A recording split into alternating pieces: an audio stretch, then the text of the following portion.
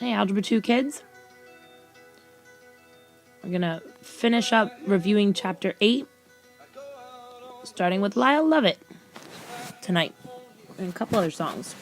So, this is the same file we had for the complex fractions. We're going to go to a website within the video, and hopefully it'll work this time. But let's zoom in. Bye, Grumpy Cat.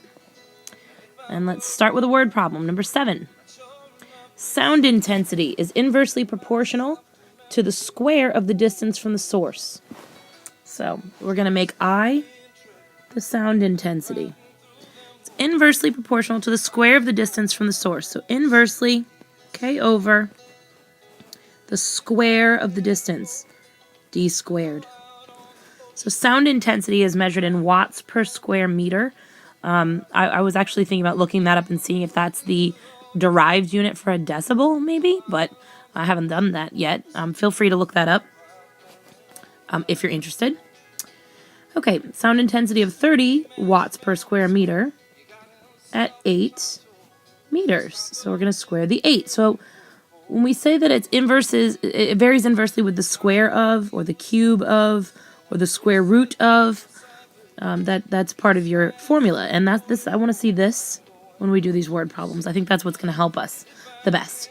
So we're going to, in this case, multiply both sides by 64 because that's what 8 squared is. And that's 1,920. So 1,920 equals K. So our formula, our equation for this is I equals 1920 over D squared. Okay, so these word problems, you did a bunch of them in class, and you corrected them or you're working on correcting them. You can expect to see a couple of those on our test. And then you can see their actual real practical applications. Okay, we're going to do another problem. I think it's on the same page. Yep. We're going to do a graph. We're going to graph this function. We should be a lot more comfortable with this now. So it says sketch the asymptotes and graph the function. So what can x not equal? Oh, and we're going to identify the domain. So actually this is us identifying the domain anyway. X is x such that, the domain is x such that x is not equal to -1. Because that's the denominator. X plus 1 is in the denominator. So we'll call that x equals -1. How about a horizontal asymptote? Can you tell where the horizontal asymptote is going to be? Well, let's look at the degree. The degree in the numerator is a 0. The degree in the denominator is a 1. Excuse me. Bigger on the bottom than the top. That means our asymptote is going to be y equals 0. Okay. Next song is by R.E.M. It's called Man on the Moon. All right, and now we'll go ahead and actually graph our graph. Now, what you're going to do next when you have one of these is you're going to actually go ahead and graph it on your calculator or make yourself a little table of values. I know, for example, that the y-intercept is a 2, and that this graph basically looks like this. Not drawing it perfectly to scale, obviously. And I also know that this is if you plug in a 0 right here. Plug in 0, you get 2. For y, 0 plus 1 on the bottom, 2 over 1. And then say we plug in -2. That's where you're going to get -2. So we just go ahead and... Oh, that's not very good scale, but that's okay. Like so. And of course you can use your calculator for quite a bit of this. But it's a good idea for you to have an idea about the asymptotes without the calculator. And we're going to point out here that the range is y such that y doesn't equal 0. All right. Okay, number 24, I think, is the next one. Hold on. Yep, no, just number 24. We're going to find points of discontinuity, domain, x and y intercepts, and state if the discontinuity is removable or non-removable.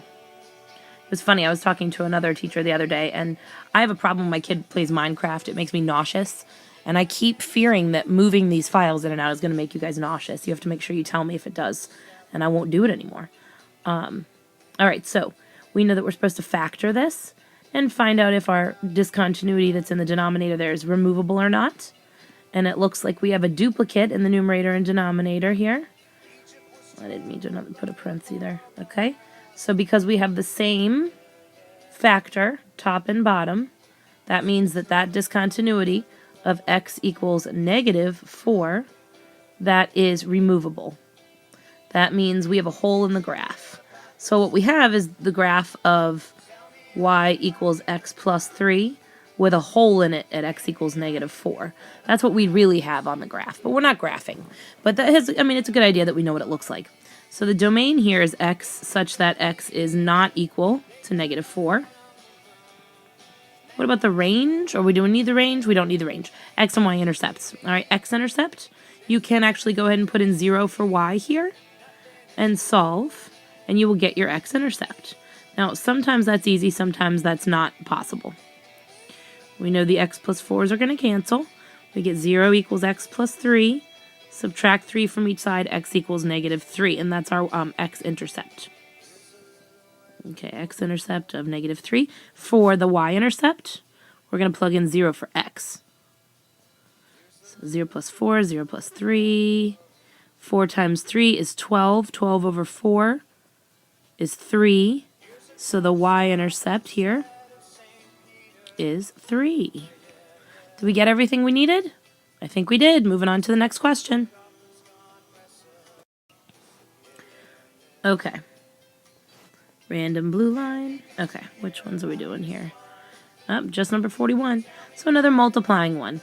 All right, so what we want to do here is make sure that we factor completely every single one of these 4 polynomials. Excuse the gigantic multiplication dot, but that's because of that weird typo. It's got like a G sitting in between them for some reason. Weird. All right, so we're going to factor. And on the left-hand side, adjust the size of this a little bit. On the left-hand side of the multiplication dot, we have a polynomial that starts with a 2x squared, so we know I have a 2x and an x. And I have a minus 3, so it's either plus 3 minus 1 or minus 3 plus 1. Well, with a positive 5, it must be a minus 3. Or plus 3, excuse me. And a minus 1. And then I'm going to go ahead and check that mentally. 2x times x, 2x squared, plus 6x minus 1x. Yep, that's it. And then minus 3. And that's how I learned how to factor. So that's how I still do it. You can, of course, use your more drawn-out methods. But we should be getting to the point where we're pretty fast with it. Let's factor out a negative 2x squared here, leaving me x minus 4. I know I just ran off the page, but it'll have to do. And then this one will be x plus 3, the quantity squared down here. So the x plus 3 will cancel with one of these squared. Hello. 2 right there. Thank you. All right. Along with one of those will cancel out here.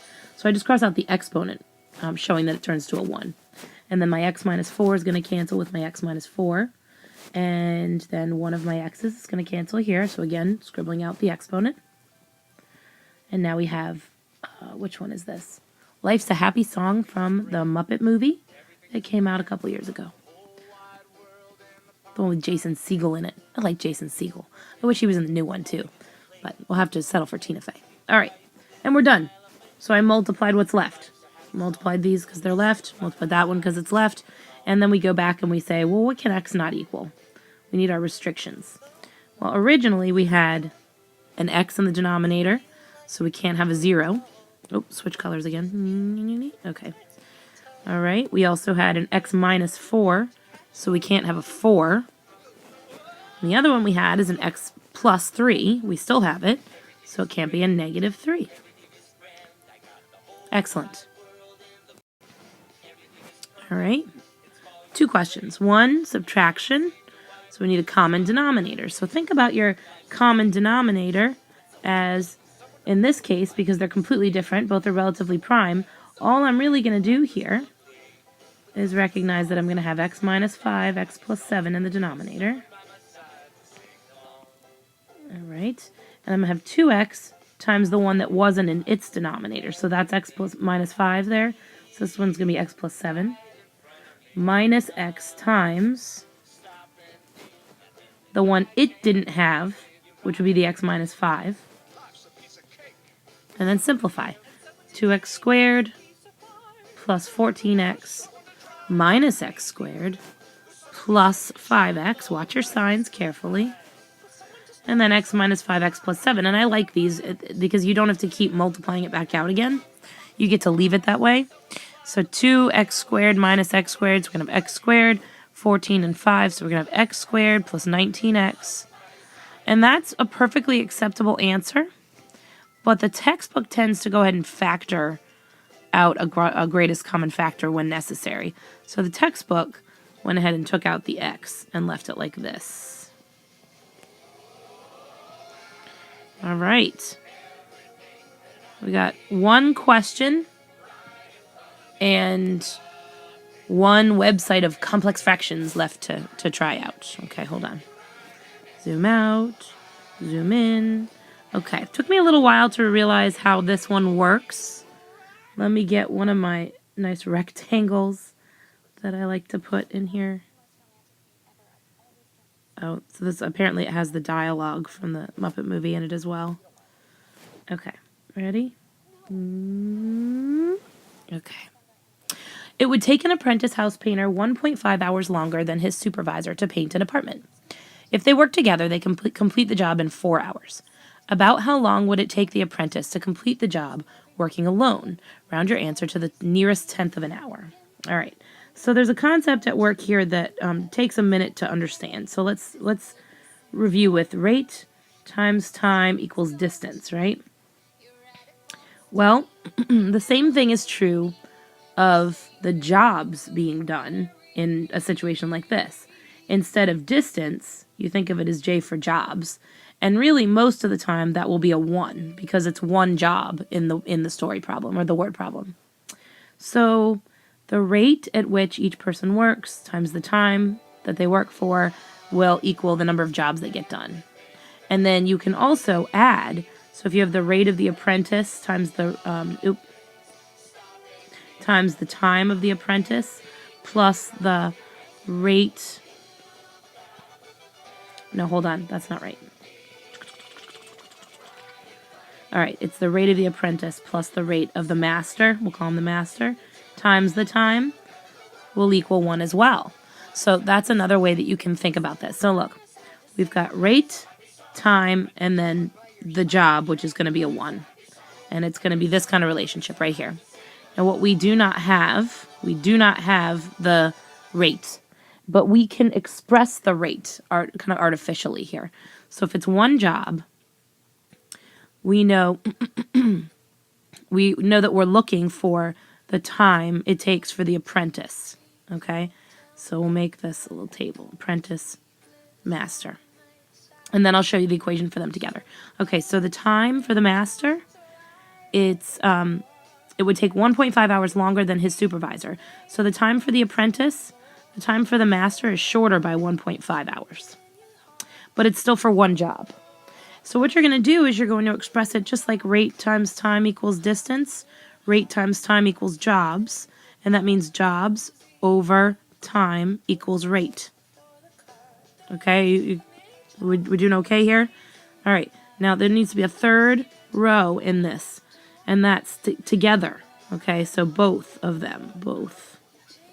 Well, it's one job. We know that both together it would take exactly 4 hours. So we're going to use this to fill in this first column right here. So the rate at which the apprentice works is 1 over t.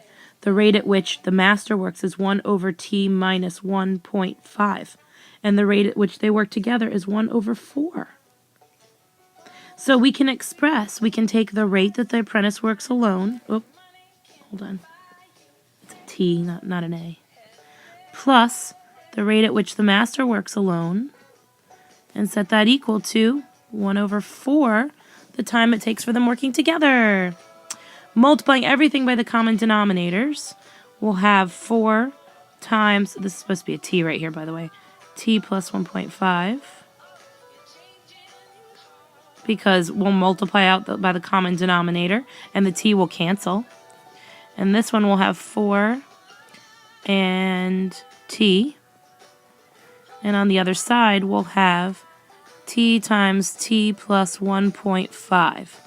I'm going to stop that at that point. because I have reached too long a video. So I'm actually going to have to drop the complex fractions. We'll have to do it for a warm-up. If you finish that, you should get 8.8 hours. Finish that, if you understand how, from there, okay? And we'll go over it, and we'll go over those complex fractions in class. And that's going to be it for tonight. I'll see you guys in class.